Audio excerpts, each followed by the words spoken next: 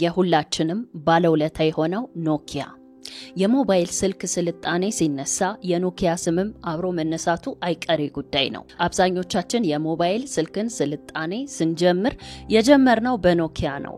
ነገር ግን ከኖኪያ ጀርባ ያሉትን ሚስጥሮች ስንቶቻችን እናውቅ ይሆን?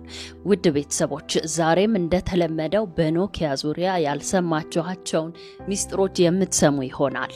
እስከ መጨረሻው አብራችሁኝ እንድትቆዩ ስል በአክብሮት እየጋበዝኩኝ ለቻናላችን አዲስ የሆናችሁ ሰብስክራይብ ማድረግ እንዲሁም ቪዲዮን ላይክ ማድረግ እንዳይረሳ።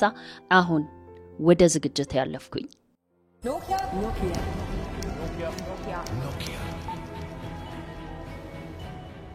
በ2011 ዓመተ ምህረት ስቲቨን ኤሎፔ ተባለው የኖኪያ ካምፓኒ ስራ አስኪያጅ ለተቀጣሪዎቹ አንድ ደብዳቤ ጻፈ። ደብዳቤው የሚገልጸው የኖኪያ ካምፓኒ በጣም በሚያሳዝን ሁኔታ ኪሳራ ውስጥ እንደወደቀና መቼም ሊነሳ እንደማይችል የሚገልጽ ነበር። እውነታው ግን ይህ አልነበረም። ስቲቨን ኤሎፔ የተባለው ሰው እሳትን በውሃ ከማጥፋት ይልቅ እሳት ላይ ቤንዚን እያርከፈከፈ ነበር። በ2007 ዓመተ ምህረት የኖኪያ ካምፓኒ ትርፍ 149 ሚሊዮን ዩሮ ነበር። በዚህ ጊዜ በእያንዳንዳችን እጅ ላይ የሚገኘውና ተች ስክሪን በማለት የምንጠራው ፈጠራ ወይም ይህንን ነገር የፈጠረው የኖኪያ ካምፓኒ ነበር። ሲጀመር የፊንላንድን 25% ግብር ወይም ታክስ የሚሸፍነው የኖኪያ ካምፓኒ ነበር። በዚያን ጊዜ የሳምሰንግ ካምፓኒ አመታዊ ትርፍ 15 ሚሊዮን ነበር። ለመሆኑ ይህ የኖኪያ ካምፓኒ እንዴት ቁልቁል ሊሄድ ቻለ? እኔ በበኩሌ የኖኪያን ካምፓኒ በሀገራችን ኢትዮጵያ መስየዋለሁ። ምክንያቱም ሀገራችን ኢትዮጵያ ቀደምት ስልጣኔ አላቸው ከሚባሉ ሀገሮች መካከል ነበረች። ነገር ግን አሁን ላይ ያለችበትን ሁኔታ ሁላችንም እናውቃለን። ኖኪያ ላይ ምን ተፈጠረ? በዓለም 50% የሚሆነውን የሞባይል ስልክ ወይም የተንቀሳቃሽ ስልክ ገበያ የተቆጣጠረው የኖኪያ ካምፓኒ ነበር። በሚገርም ሁኔታ በዓለም ላይ 100 ለሚሆኑ ሀገሮችም ተደራሽ ነበር። ሲቀጥል አሁን ላይ ኋላ ቀር ብለን የምናስበው የኖኪያ ካምፓኒ ፈጠራዎች ዘመኑን ቀድመው የተገኙ ነበሩ። ይህ በእንዲህ እንዳለ ስቲቨን ኤሎፔ የተባለው ሰው የኖኪያን ካምፓኒ አሁን ላለበት እጅግ ሰቅጣጭ ውድቀት እንዴት ሊዳርገው ቻለ? ይህን ተግባር እንዲፈጽምስ የላከው ወይም ከጀርባው ያለው ኃይል ማን ነው? ሰምታችሁ ለማመን የምትቸገሩት ታሪክ ነው።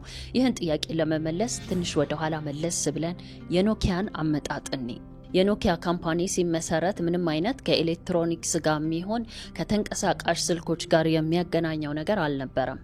ካምፓኒው በ1865 ዓመተ ምህረት ፍሬድሪክ ኤክስታም በተባለ አንድ ፊንላንዳዊ ሰው የተመሰረተ ካምፓኒ ነው። የሚገርመው የኖኪያ ካምፓኒ ሲፈጠር የተጀመረው በላስቲክ ማምረቻ ካምፓኒነት ነበር። እጅግ ታዋቂ ሆነው በዚህም የላስቲክ ጫማዎችን በማምረት ይሸጥ ነበር። ውጤታማም ሆኗል። ከዛም ከጊዜ ወደ ጊዜ ይህ ድርጅት ወይም ፋብሪካ እያደገና እየተሻሻለ መጥቶ ወደ እንጨትና ወረቀት ማምረቻነት ተለወጠ። በጊዜው እጅግ ትርፋማ የነበረው ምርታቸውም የሽንት ቤት ወረቀቶች ወይም ደግሞ ሶፍት የምንለውን በማምረት ነበር በጣም የሚታወቁት። ከጊዜ ወደ ጊዜ ፋብሪካውን በማሳደግ ወደ ኤሌክትሮኒክስ ሲቀጥል ደግሞ ወደ ሴራሚክ ማምረቻም አሻሽለውታል። ኖኪያ የሚለው ስያሜ የወጣውም በፊንላንድ ፒርካማ በሚባል ክልል የሚገኘን አንድ ወንዝ መሰረት አድርጎ ነው። ከሁለተኛው የዓለም ጦርነት በኋላ የኖኪያ ካምፓኒ በኤሌክትሮኒክስ ስራ ውስጥ ጠልቆ ገባ ወይም ደግሞ በስፋት መስራት ጀመረ። በዚህም የተነሳ ለመጀመሪያ ጊዜ የስልክ ኔትወርክ ወይም ሳተላይት በኖኪያ ካምፓኒ አማካኝነት በፊንላንድ ተጀመረ። በ2006 በነበረው የስልክ ኢንዱስትሪ ኖኪያ ዓለም አቀፍ መሪ ነበር። ከ35% በላይ የሚሆነውን የዓለም የስልክ ገበያም መቆጣጠር ችሎ ነበር። ኖኪያ N93፣ ኖኪያ N95፣ N73 እንደዚሁም ኢሲሪየስ እና 6233 የተባሉት ምርቶቹ እጅግ በሚገርም ሁኔታ ተወዳጅ ሆኖ ነበር። ብዙ መረጃዎች ላይ እንደተጠቀሰው ከሆነ በወቅቱ የኖኪያ ካምፓኒ የስልክ ስልጣኔ ከነበረበት ደረጃ ቀድሞ የተራመደ መሆኑን መስክረውለታል። የስልጣኔ ጥግ ላይ ይደርሳል የተባለለት ይህ ግዙፍ ካምፓኒ ባልተጠበቀ ሁኔታ እንዴት ወድቆ ሊቀር ቻለ? ወይም ደግሞ ለውድቀቱ መንስኤ የሆኑት ከጀርባ ያሉት ኃይሎች እነማን ናቸው? እስከ መጨረሻው አብራችሁን ከቆያችሁ የምትሰሙት ይሆናል። እንቀጥል።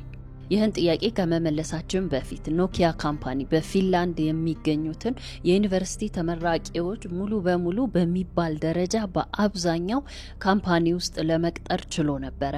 እንደዚሁም ከቴክኖሎጂ ኤክስፐርቶች ወይም ከተለያዩ ዩኒቨርሲቲ መምህራን ጋርም የቀረበ ግንኙነት ነበረው። ሌላው የሚያስገርመውና ለስኬቱም ትልቅ አስተዋጽኦ ያደረገው ኖኪያ የተጠቃሚዎቹን ፍላጎትና ሐሳብ ይቀበል ነበር። ከ1981 እስከ 82 ባለው ሞቢራ ሴናቶር የሚባል ስልክ ኖኪያ ለመጀመሪያ ጊዜ አመረተ። ይህ ስልክ እጅግ ከባድ ነበር። መጠቀም የምትችሉት በመኪና ውስጥ ካልሆነ በስተቀር ለመያዝም በጣም ይቸግራል። ምክንያቱም የሚመዝነው 10 ኪሎ ግራም ነበር። ከዛም በ1987 ዓመተ ምህረት ሞቢራ ሲቲማን የሚባለውን ስልክ አመረተ። ይህ ስልክም ክብደቱ 800 ኪሎ ግራም ስለሚመዝን በእጅ ለመያዝ ብዙም አይከብድም። ስለዚህም በኖኪያ ካምፓኒ የተመረተ የመጀመሪያው የእጅ ስልክ በሚል ተመዝግቦ ይገኛል። ኖኪያ 3310 የተባለው ስልክም በወቅቱ 126 ሚሊዮን ኮፒ ተሽጧል። ከአፕል ጋር ስናወዳደረው ለመጀመሪያ ጊዜ በአፕል ካምፓኒ ታሪክ i6 ወይም አፕል 6 222 ኮፒ ተሽጧል። ይህ በአፕል ካምፓኒ ታሪክ የመጀመሪያው ነው ሊባል ይችል ይሆናል እንጂ ከዛ በኋላ ግን አፕል በየጊዜው እያሻሻለ በሚያመጣቸው ስልኮች ላይ 5 እጥፍ ያክል ሲሸጥ ተስተውሏል። ሌላው ከአፕል 6 ጋር ወይም i6 ጋር የሚወዳደረው ኖኪያ 1100 የተባለው ሞዴል ነበር። ይህም 250 ሚሊዮን ኮፒ ተሽጧል በጊዜው።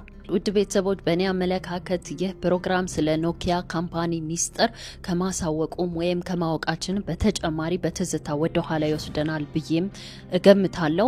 ምክንያቱም የተንቀሳቃሽ ስልኮች ወይም የሞባይል ስልኮች ቴክኖሎጂ በዓለም ላይ በተጀመረና በተስፋፋ ጊዜ ወደ ሀገራችን በገባ ጊዜ እነዚህን የኖኪያ ስልክ ሞዴሎች መቼም ገዝቶ ያለያዘ አለ ብዬ አላስብም። እጅግ ትልቅ ታሪክ ያላቸው ስልኮች ናቸው። ይህ ሁሉ የኖኪያ ካምፓኒ ስኬት በ2014 ዓመተ ምህረት እንዳልነበር ሆነ። በማን አማካኝነት? በማይክሮሶፍት ካምፓኒ። ይህን የሚያክል ግዙፍ ድርጅት እንዴት በቀላሉ ሊንኮታኮት ቻለ? ማይክሮሶፍት ካምፓኒ በወቅቱ እያሴረ ለነበረው ሴራ መሳካት እንደ ዋና መሳሪያነት የተጠቀመበት የኖኪያ ካምፓኒን አስተዳደሮች መቀየር ነበር። በ1999 የኖኪያ ካምፓኒ ስራ አስኪያጅ የነበረው ሰው ጆርማ ኦሊላ በመባል ይታወቃል። ይህ ጆርማ ኦሊላ የተባለው ስራ አስኪያጅ በኖኪያ ታሪክ ውስጥ ትልቅ አሻራ የተወሰው ነው። ኖኪያ ካምፓኒ ለነበረበት የከፍታ ደረጃ እንዲበቃ ያደረገውም የተለያዩ ምርጥ መሐንዲሶችን በድርጅቱ ውስጥ በመቅጠርና እንደዚሁም ለየት ያሉና ስማርት የሆኑ የፈጠራ አእምሮ ባለቤቶችን በድርጅቱ ውስጥ በመሰብሰቡ ነበር።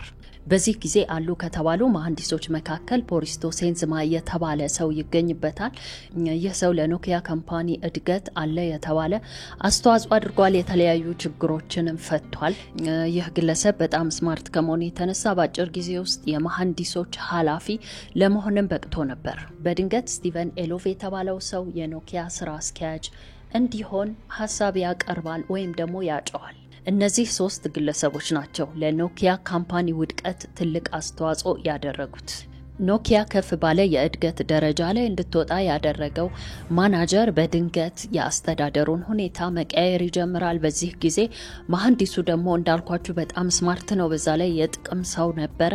ይህንን አጋጣሚ በመጠቀም ስቲቨን ኤሎፕ የተባለው ካናዳዊ ሰው በአስተዳደር ቦታ ላይ እንዲቀመጥ ወይም ስራ አስኪያጅ እንዲሆን ጥቆማውንና ውትወታውን ይጀምራል። ሁኔታው የበለጠ እንዲወሳሰብ ያደረገው በ2007 ዓመተ ምህረት ለመጀመሪያ ጊዜ የአይፎን ስልኮች መመረት ይጀምራሉ። በዚህ ጊዜ አይፎን 3G የተባለው የመጀመሪያ የአፕል ምርት ከፍተኛ የሆነ ወይም አስማታዊ የሆነ ገበያን መቆጣጠር ችሎ ነበር። ይህ ስልክ በዓለም ላይ ያለው የኖኪያ የገበያ ድርሻ እንዲያሽቆለቁል ወይም እንዲወድቅ ትልቅ ድርሻ አበርክቷል። ፍጻሜው መጀመሪያ ሆነ።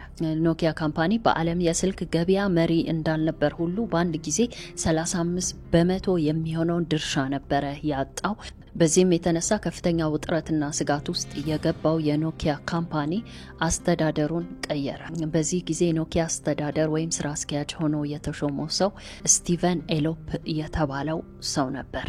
ይህ ሰው ቀደም ብሎ በማይክሮሶፍት ካምፓኒ ውስጥ ይሰራ የነበረ ሰው ሲሆን ተናግሮ የማሳመን ችሎታ ያለውና በሁሉም ዘንድ ተቀባይነት ያለው ሰው ነበር። በዚህ ጊዜም የተናገረው ኖኪያ ካምፓኒ ከተጋረጠበት አደጋ ሊያወጣው እንደሚችልና ቀድሞ የነበረበት ደረጃ እንደሚመልሰው እንደውም የተሻለ እንደሚያደርገው ነበር። ከዛም የዚህ ሰው ስራ አስኪያጅነት ጸደቀ። ሁሉም ተስማምቶ ፈረመ። ስቲቨን ስራ አስኪያጅነቱን ሙሉ ለሙሉ ከተቆጣጠረ በኋላ በየጊዜው ከኖኪያ ካምፓኒ ሰራተኞች ጋር እየተሰበሰበ ይወያይ ነበር ወይም ስብሰባ ይወዳል፣ ስብሰባ ይጠራቸዋል። ነገር ግን በስብሰባ ወቅት የሚነግራቸውን ነገር ሰምቶ ለማመን ይከብዳል። ይህን ካምፓኒ ከተጋረጠበት አደጋ አወጣዋለሁ እንደውም በፊት ከነበረበት የእድገት ደረጃ የላቀ ወይም የተሻለ እንዲሆን እሰራለሁ ብሎ የገባው ሰው እነዚህን ሰራተኞች ይሰበስብና ምንድነው የሚላቸው? ኖኪያ ካምፓኒ ከዚህ በኋላ ዋጋ እንደሌለውና ጨርሶ ከአፕልና ከሳምሰንግ ካምፓኒዎች ጋር ሊወዳደር እንደማይችል የነሱን ሩብ መድረስም እንደማይችል ነበር የሚነግራቸው። ሲቀጥልም ሰራተኞቹ በፊት ከነበረውና ለኖኪያ ካምፓኒ እድገት ትልቅ አስተዋጽኦ ካደረገው ጆርማ ኦሊላ ከተባለው የቀድሞ ስራ አስኪያጅ ጋር እንዳይገናኙ ነበር የከለከላቸው። ሌላው ለማመን የሚከብደው ይህ ሰው በየጊዜው የሚያባረራቸው ሰራተኞች ቁጥር ከጊዜ ወደ ጊዜ እየጨመረ መምጣቱ ነው። እሱም በማንኛውም ተልካሻ ሰበብ ከሱ ጋር ችግር እንዲፈጥሩ ያደርጋቸውና ያባረራቸዋል። ሲቀጥል ደግሞ አይምሯቸውን ለመስረቅ ወይም ስራቸው ላይ ትኩረት እንዳያረጉ የተለያዩ ነገሮችን እያመጣ ይጮህባቸዋል፣ ይቆጣቸዋል። ሌላው የማይታመነው ጉድ ይህ ስቲቨን የተባለው ሰው የኖኪያ የፈጠራ ሰዎች ወይም አዲስ ዲዛይንና ቴክኖሎጂን የሚቀርጹት ሰዎች የሚያወጡትን ንድፍና እቅድ በአጠቃላይ ይሰርቅና ለማይክሮሶፍት ካምፓኒ ቀድሞ ያቀብላቸው ነበር። ለምንድነው ይህን የሚያደርገው? የማይክሮሶፍት ካምፓኒ ከኖኪያ ካምፓኒ ቀድሞ የፈጠራ ባለቤትነቱን እንዲያስመዘግብ ነበር። አስባችሁታል? በዚህ ልክ ነበር ይህ ሰው ለኖኪያ ካምፓኒ ውድቀት ታጥቆ የተነሳው። እንደነገርኳችሁ የኖኪያ ውድቀት በ2007 ዓመተ ምህረት ነው የጀመረው። አፕል ካምፓኒ ከዚህ ጊዜ ጀምሮ አይፎን ስልኮችን ማምረት ይጀምራል።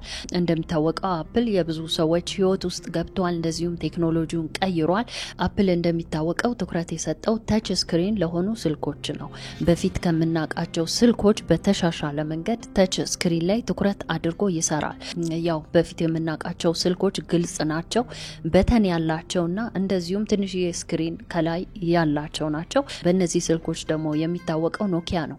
ምክንያቱም ኖኪያ ትኩረት አድርጎ ሲሰራ የነበረው የስልኩ ቴክኖሎጂ ላይ ወይም ደግሞ የስልኩ እድገት ላይ እንጂ መልኩ ላይ ወይም ስክሪኑ ላይ አልነበረም በወቅቱ። ስለዚህም ይህ ስቲቨን የተባለው ሰው ኖኪያ ካምፓኒ ውስጥ በተለያየ የስራ ኃላፊነት ላይ ላሉ ሰዎች ምንድነው ሲላቸው የነበረው? ኖኪያ ስልኮች በማይክሮሶፍት ሲስተም እንዲሰሩ ነበር። በመጀመሪያ ይህንን ሐሳብ የኖኪያ የስራ ኃላፊዎች አልተቀበሉትም ነበር። የኖኪያ ካምፓኒ ሚጎ የተባለ ስልኩ የሚሰራበት ሲስተም ነበር። ይህ ሲስተም በወቅቱ ከነበረው ቴክኖሎጂ አንፃር እጅግ አሪፍ ነበር። ሆኖም በወቅቱ ስቲቨን የተባለውና ለኖኪያ ካምፓኒ እድገት ሳይሆን ውድቀት እያገለገለ ያለው ስራ አስኪያጅ ይህን ሚጎ የተባለውና በኖኪያ ካምፓኒ የተፈጠረውን ሲስተም አይሆንም ብሎ አሻፈረኝ አለ። የኖኪያ ስልኮች መስራት ያለባቸው ማይክሮሶፍት በፈጠረው ወይም በሰራው ሲስተም እንጂ ሚጎ በሚባለው ሲስተም አይደለም በማለት አስቆማቸው። ከዛ በ2011 ዓመተ ምህረት ለመጀመሪያ ጊዜ በማይክሮሶፍት ወይም በዊንዶውስ ፎን 7.5 የሚሰራ ኖኪያ ሉሚያ 800 የተባለው ስልክ ተሰራ። በሚጎ ፋንታ ማለት ነው። ይህ ውሳኔ በኖኪያ ካምፓኒ ላይ የቀረሽ የማይባል ኪሳራና ውድቀትን ማስከትሏል። በፊት ከሚሸጡት የኖኪያ ስልኮች አንፃር ይህ ስልክ ገበያ ላይ ከዋለ በኋላ 15% ወደ ታች ማሽቆልቆል ጀመረ። ይህም በግልጽ የሚያሳየው ስቲቨን የተባለው ሰው ለዚህ ካምፓኒ የሚበጀውን ነገር ሳይሆን ይዞት ገደል የሚገባውን ሐሳብና ስራዎች እየሰራ እንዳለ ነው። እጅግ በማይታመን ሁኔታና በአሳማኝ አንደበቱ ምንድነው የሚላቸው? ይህ ያለ ነገር ነው፣ አዲስ ሲስተም ዘርግተናል፣ አዲስ አስተዳደር ነው ያለው። ስለዚህ በዚህ ሁኔታ መጀመሪያ ላይ ስኬት አንጠብቅም፣ የተለያዩ ጣውረዶች ሊኖሩ ይችላሉ፣ ከዛ በኋላ ግን ከፍተኛ የሆነ ስኬትን እናስመዘግባለን እያለ ነው ሲያወራ የነበረው። በ2014 ዓመተ ምህረት የማይክሮሶፍት ካምፓኒ በድብቅ ወይም በሚስጥር $7 ሚሊዮን ከፍሎ የኖኪያን የፈጠራ ውጤቶች ሁሉ ገዝቷቸዋል። እጅግ በሚገርም ሁኔታ የሰው አስተዳደር ላይ ከወጣ በኋላ አሉ የተባሉ ሰራተኞችን በሙሉ አንድ ባንድ እየቀነሰ ወይም እያባረረ ጨርሷቸዋል። ስለዚህ አሁን ላይ የፈለገውን ነገር ማድረግ እንደሚችል ተማምኗል። ቅድም እንዳወራ ነው ከ7 አመታት በፊት የኖኪያ ካምፓኒ ትርፍ $149 ሚሊዮን ደርሶ ነበር። አስቡት በዚህ በአጭር ጊዜ ውስጥ እንዴት ወደታች እንዳሽቆለቆለና ውድቀቱንም እንዳወጀ። ቅድም ያነሳነውና ስቲቨን ለሚባለው ሰው ስልጣን ላይ ወይም አስተዳደር ላይ መውጣት ምክንያት የሆነው መሐንዲስም በድብቅ ከስቲቨን ጋር ሼር እንደሆነና ኖኪያ ካምፓኒ ለምትወስናቸውም ለምትፈጥራቸውም ነገሮች ወደፊት ከመራመድ ይልቅ የድርጅቱን ሁኔታ ወደ ኋላ አመታት ሊመልሱት የሚችሉትን አይነት ውሳኔና እቅድ ነበረ የሚያወጡት። እናም በሚገርም ሁኔታ ከተለያዩ ዓለም የተውጣጡ 100,000 የሚደርሱ ሰራተኞች ናቸው ከኖኪያ ካምፓኒ ውስጥ የወጡት። ምክንያቱም ኖኪያ ሀገር አቀፍ ብቻ ሳይሆን ዓለም አቀፍ የሆነ ትልቅ ካምፓኒ ለመሆን በቅቶ ነበር። ሌላው ለማመን የሚከብደው የሰው ከማይክሮሶፍት ካምፓኒ ጋር ያለውን ስምምነት ወይም ደግሞ ከድርጅቱ ጋር ቀጥታ ያለውን ግንኙነት ኖኪያ ውስጥ የሚሰሩ ሰራተኞች በፍጹም እንደማያውቁ ነው። ስህተት እንኳን ስለ ማይክሮሶፍት ካምፓኒ ሲያወራ እንደማይሰሙት፣ እንደዚሁም የስልክ ልውውጦችንና የመሳሰሉትንም ከዚህ ካምፓኒ ጋር ሲያደርግ ፈጽሞ እንደማይታይ ነው። በጣም በሚገርምና ከፍተኛ ጥንቃቄ በተሞላበት ሁኔታ ነበረ ይህንን ሴራ የሚያካሂደው። ከዛም ከኖኪያ ካምፓኒ አሳዛኝ ውድቀት በኋላ የማይክሮሶፍት ካምፓኒ ለዚህ ሰው $33 ሚሊዮን ክፍያ ፈጽሞለታል። በጣም የሚያስገርመው ነገር ከዚህ ክፍያ በኋላ ይህ ሰው ማይክሮሶፍት ውስጥ ገብቶ መስራት መጀመሩ ነው። የሰው ምንም እንዳልተፈጠረ ወይም ምንም እንዳላደረገ ሆኖ የማይክሮሶፍት ካምፓኒ ውስጥ ስራውን ቢጀምርም የማይክሮሶፍት ካምፓኒ ግን ለኖኪያ ትልቅ ውድቀትና ኪሳራ ምክንያት እንደሆነ ብዙ መረጃዎች መሰራጨት በጀመሩ ጊዜ የማይክሮሶፍት ካምፓኒ ነገሩ በይፋ እንዳይወጣና ተሸፋፍኖ እንዲቀር በማሰብ ይህን ሰው ከስራ አባሮታል። ማይክሮሶፍት በዚህ መልክ የኖኪያን ካምፓኒ ውድቀት አፋጥኖ በእጁ ካስገባ ወይም ኖኪያ ካምፓኒን ከገዛ ከ2 አመት በኋላ የስማርት ስልኮችን ዲፓርትመንት ይዘጋል። ማይክሮሶፍት ኖኪያ ካምፓኒን የገዛበትን ምክንያትም ሲናገር ኖኪያ ካምፓኒ የፈጠራ ባንክ ወይም ደግሞ 20,000 የሚሆኑ የፈጠራ ቴክኖሎጂዎች ባለቤት እንደሆነ ጠቅሶ ከዛ በኋላ የወጡ መረጃዎች እንደሚጠቁሙት ወይም እንደታወቀው ከሆነ ኖኪያ ካምፓኒ በስልክ ታሪክ ወይም ደግሞ በፈጠራ ቴክኖሎጂ 20,000 የሚሆኑ የፈጠራ ቴክኖሎጂዎች ባለቤት ነው። አስባችሁታል? ከጅምሩ ጀምሮ የሄደበትን ርቀት የስልክ ቴክኖሎጂ ባለቤት ነው ሊባል የሚችል እናት ካምፓኒ። ስለዚህም 20,000 የሚሆኑ የፈጠራ ቴክኖሎጂዎች በኖኪያ ካምፓኒ ስም ወይም ደግሞ ባለቤትነት ስር ናቸው ያሉት እና ማይክሮሶፍት በድንገት መጥቶ ይህንን ሁሉ ለአመታት የተለፋበትን የፈጠራ ቴክኖሎጂ እስከ ድርጅቱ $2 ሚሊዮን ነው እጁ ያስገባው። ማይክሮሶፍት ለተቀናቃኝ ድርጅቶች ይህን እርምጃ ሲወስድ ወይም ደግሞ ውድቀታቸውን ሲያመቻች የመጀመሪያው አይደለም። በማይክሮሶፍት እጅ ከጠፉት ወይም ውድቀታቸው ከተመቻቸላቸው ካምፓኒዎች አንዱ ኔትስኬፕ ካምፓኒ ይገኝበታል። ይህ ካምፓኒ በ1994 ዓመተ ምህረት የተመሰረተ ሲሆን የኢንተርኔት መረብን ኔትስኬፕ ናቪጌተር የሚባለውን ሶፍትዌር በመፍጠር የተለያዩ የኢንተርኔት አገልግሎቶችን ለመጠቀም ቀላል የሆነ ሲስተምን ዘረጋ። በመላው ዓለም ከፍተኛ ቁጥር ያላቸው ተጠቃሚዎችንም ለማግኘት በቃ። ማይክሮሶፍት ኔትስኬፕ የተባለውን ካምፓኒ እውቅናና እድገት እንደዚሁም የስኬት ደረጃ በተመለከተ ጊዜ ይህንን ሶፍትዌር ለመግዛት የኔትስኬፕ ፈጣሪዎች ከሆኑት 2 ሰዎች መካከል አንዱን ያናግራል በስልክ። ይህንን ሶፍትዌር ሽጡልን ነው ነገሩ። ከዛም ይህ ሰው ሳይስማማ ይቀራል።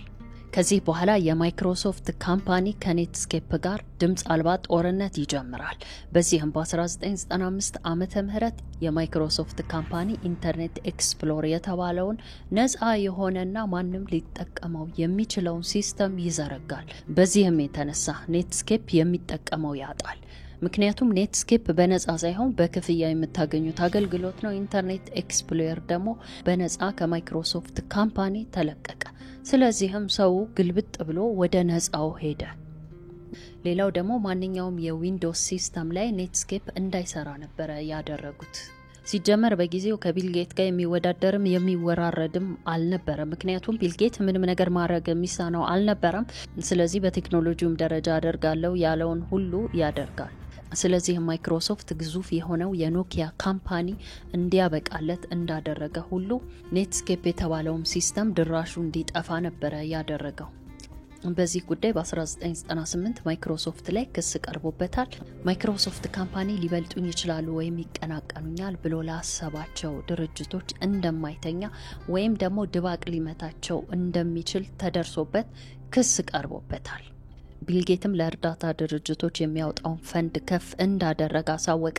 በየቦታውም የእርዳታ ድርጅቶችን በማቋቋም መርዳት ጀመረ። ነገር ግን የማይክሮሶፍት እውነታ ይህ አይደለም። አሁንም ቢሆን ውስጥ ለውስጥ ስራውን እየሰራ ይገኛል። ይህንን ሁሉ ነገር ካደረጉና ካሰሩ በኋላ ለኖኪያ ካምፓኒ ግን አልተኙም።